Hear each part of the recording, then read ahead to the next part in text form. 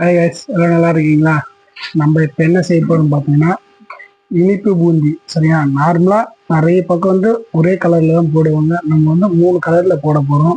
வாங்க வீடியோக்குள்ளே போகலாம், எப்படி செய்யுதுன்னு பார்க்கலாம். சரிங்களா? சப்போர்ட் பண்ணுங்கள் நம்ம சேனலுக்கு. சரியா? நீங்கள் சப்போர்ட் பண்ணால் தான் அடுத்தடுத்து வீடியோ என்னால் போட முடியும். வாங்க நம்ம வீடியோக்குள்ளே இனிப்பு பூந்தி எப்படி செய்யுதுன்னு பார்க்கலாம். வாங்க ஃப்ரெண்ட்ஸ், நம்ம எவ்வளோ மாவுக்கு போட போகிறோன்னா ஒரு 750 கிராம். சரிங்களா? 700 கிராம் மாவு தான் இது போட போகிறோம். பூந்தி பாருங்க.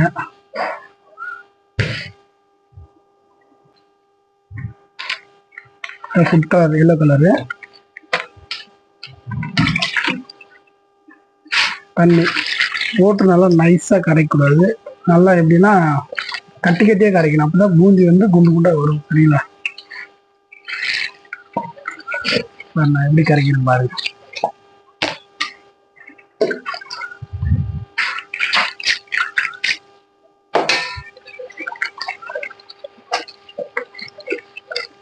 ஒன்றும் பாதியமாக கலக்கலாம்.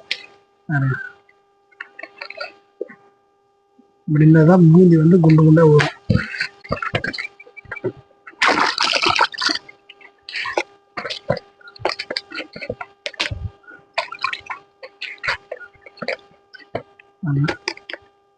நாங்கள் எண்ணெய் சூடு ஏறிச்சு பாருங்க.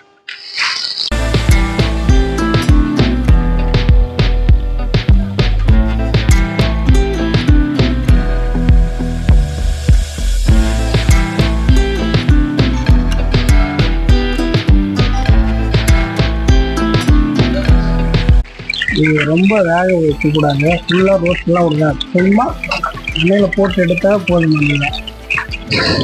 வேக்காது.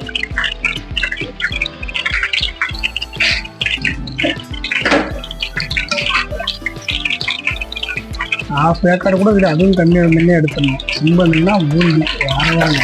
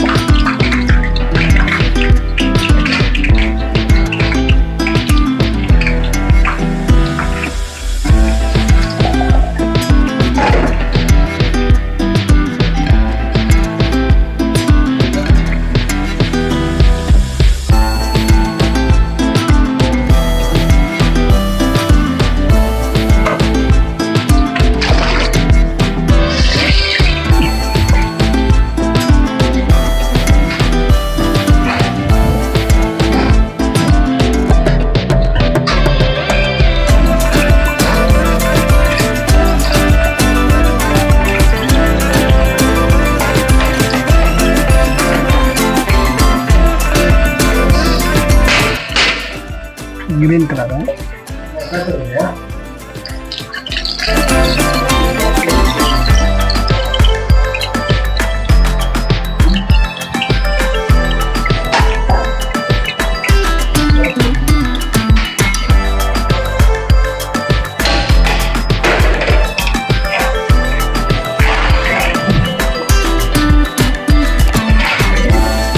எப்படி பாருங்க, 3 கலர் கிறிஸ்பியாக இருக்கு பாருங்க.